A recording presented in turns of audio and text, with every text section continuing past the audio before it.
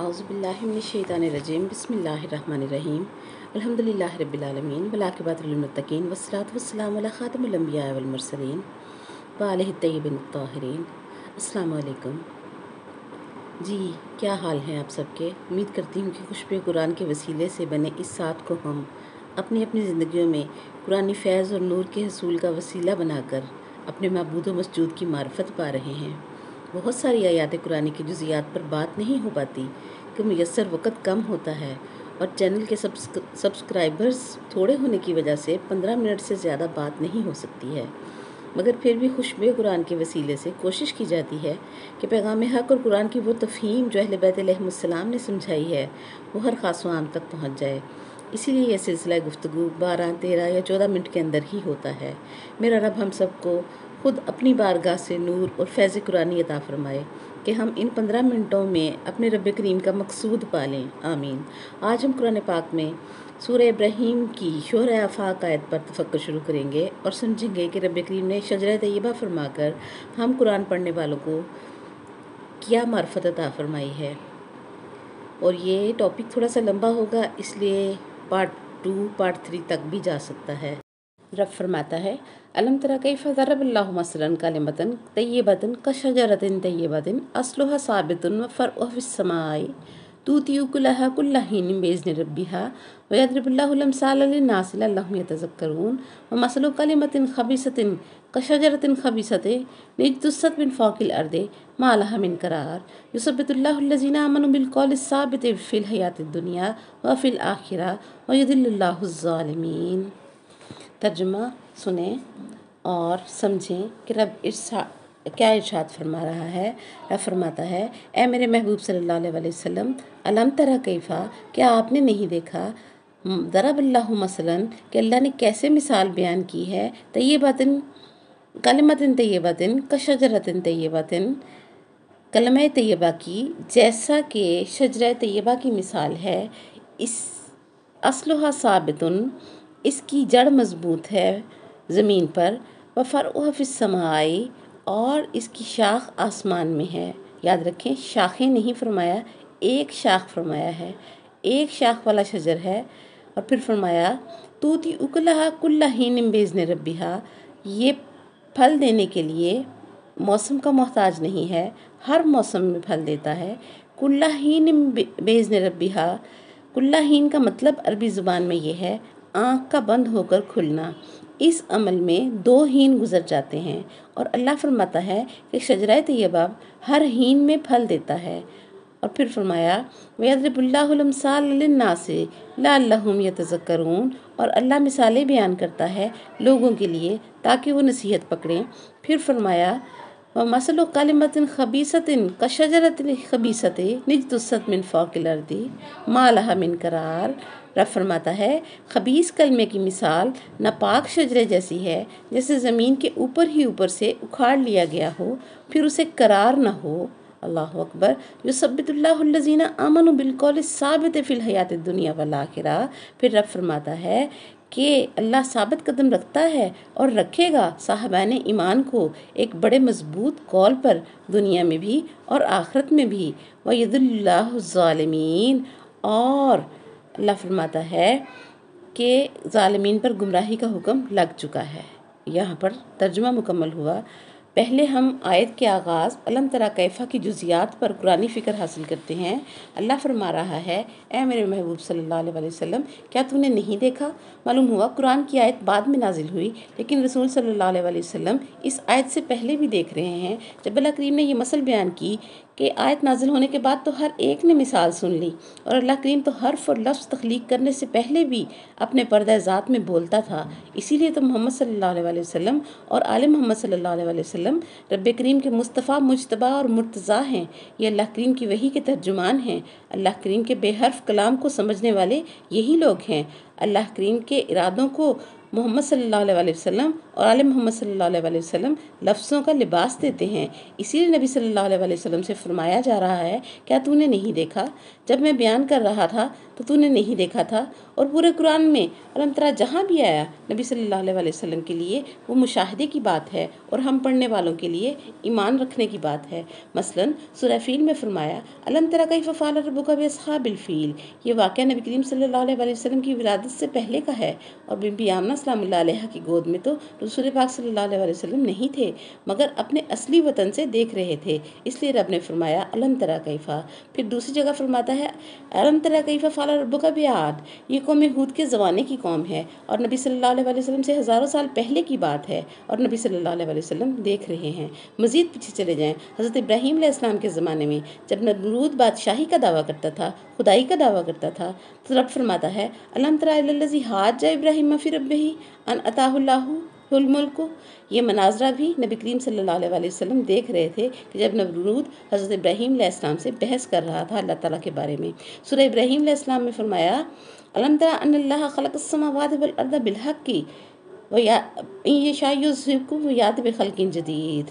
رب فرماتا ہے اے میرے محبوب صلی اللہ علیہ وسلم، کیا تو نے نہیں دیکھا کہ تیرے اللہ نے جو زمین و آسمان میں ہے حق کے ساتھ خلق کیا؟ اللہ اکبر۔ اب حق کیا ہے؟ انصاف سے سوچیں کہ رب ارشاد فرماتا ہے سورہ کاف میں وجاءت سکرۃ الموت بالحق، جب موت کی سکرات آتی ہے تو اس کے ساتھ ایک حق بھی آتا ہے۔ اللہ اکبر۔ اور شب معراج نبی کریم صلی اللہ علیہ وسلم سے اسرائیل علیہ السلام نے عرض کی کہ اپنے بھائی علی کو میرا سلام کہنا، تو نبی کریم صلی اللہ علیہ وسلم نے ہم جیسوں کو علم دینے کے لیے اس سے پوچھا کہ تو علی کو کیسے جانتا ہے؟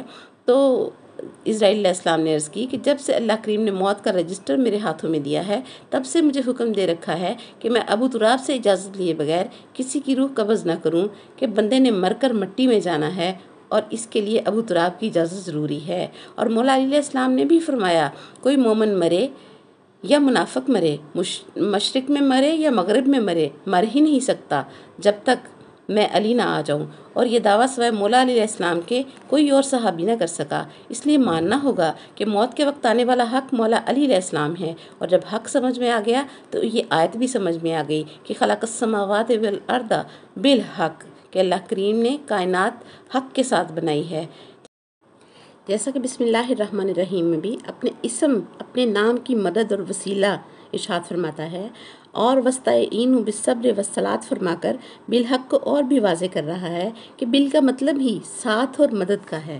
اور جب اللہ کریم بالحق فرما کر کہ خلق السماوات والارض بالحق فرما کر اپنی توحید میں نقصان نہیں سمجھتا تو ملا کا ایمان کیا زیادہ بڑے رتبے والا ہے؟ معلوم ہوا اس وقت بھی ہمارا رسول جو ہے وہ دیکھ رہا تھا، اور آدم علیہ السلام زمین بننے کے بعد زمین کی تھوڑی سی مٹی سے بنے، تو جو لوگ زمین سے بھی ہزاروں سال پہلے ہیں وہ اولاد آدم جیسے کیسے ہو سکتے ہیں؟ سورہ لقمان میں فرمایا الم تری ان اللہ یولج اللیل فی النہار ویولج النہار فی اللیل۔ اے میرے محبوب صلی اللہ علیہ وسلم، کیا تو نے نہیں دیکھا کہ اللہ جو ہے وہ رات کو دن میں اور دن کو رات میں داخل کرتا ہے؟ اس سارے نظام کو بھی میرے رسول پاک صلی اللہ علیہ وسلم جو ہیں وہ دیکھ رہے ہیں۔ محمد صلی اللہ علیہ وسلم اور آل محمد صلی اللہ علیہ وسلم کا یہی معجزہ ہے کہ ان کا دشمن اللہ کا دشمن، ان کا دوست اللہ کا دوست، ان سے منہ موڑ لینا اللہ سے منہ موڑنا ہے، اور ان سے مانگنا اللہ کریم سے مانگنا ہے۔ کہ موسیٰ کاظم علیہ السلام کے زمانے میں انہیں بادشاہ کے دربار میں بلایا گیا، تو انہوں نے بادشاہ کے دربار میں بچھے ہوئے قالین پر بنے ہوئے شعر کو حکم دیا تھا کہ خذ عدو اللہ، کہ اللہ کے دشمن کو پکڑ لے۔ یاد رکھیں یہ گھرانہ کن کا محتاج نہیں کیا گیا، بلکہ انہوں نے ڈائریکٹ حکم دیا کہ اللہ کے دشمن کو پکڑ لے، حالانکہ وہ دشمن امام علیہ السلام کا اپنا تھا، اور شیر قالین میں سے نکلا اور دشمن نے امام علیہ السلام کو چیر پھاڑ کر کھا گیا، اور خون کا ایک قطرہ بھی کہیں نہ گرا۔ پھر امام علیہ السلام نے حکم دیا کہ دوبارہ قالین میں ضم ہو جا، تو وہ ہو گیا۔ حکم امام سن کر، یاد رکھیں حضرت موسیٰ علیہ السلام کا عصا جنت کی لکڑی کا تھا، اور لکڑی زندہ تھی، اور وہ زندہ سانپوں کو نگل جاتا تھا، مگر گھرانہ عصمت کہ اس امام کا معجزہ دیکھیں کہ قالین میں بنی ہوئی تصویر نے زندہ کو نگل لیا۔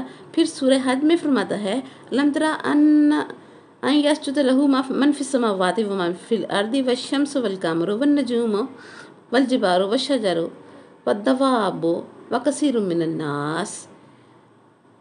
ज़मीन वाले रसूल सल्लल्लाहु अलैहि वसल्लम से अर्श वाला रब फरमा रहा है, क्या तूने नहीं देखा कि मेरी मंदरजा बाला सारी मखलूक़ात मेरा सजदा करती हैं। आसमान और ज़मीन वाले पहले बता दिए थे और आखिर में कसीरु मिनन नास अलग फरमाया। मालूम हुआ ज़मीन वाले यानी ज़मीन के मालिक भी मुझे सजदा करते हैं और ज़मीन के मालिकों के साथ नमक हरामी नहीं करनी चाहिए। ज़मीन से सारे फ़ायदे लेने के बाद उनकी मोहब्बत और मवद्दत अल्लाह करीम ने लाज़िम करार दी है।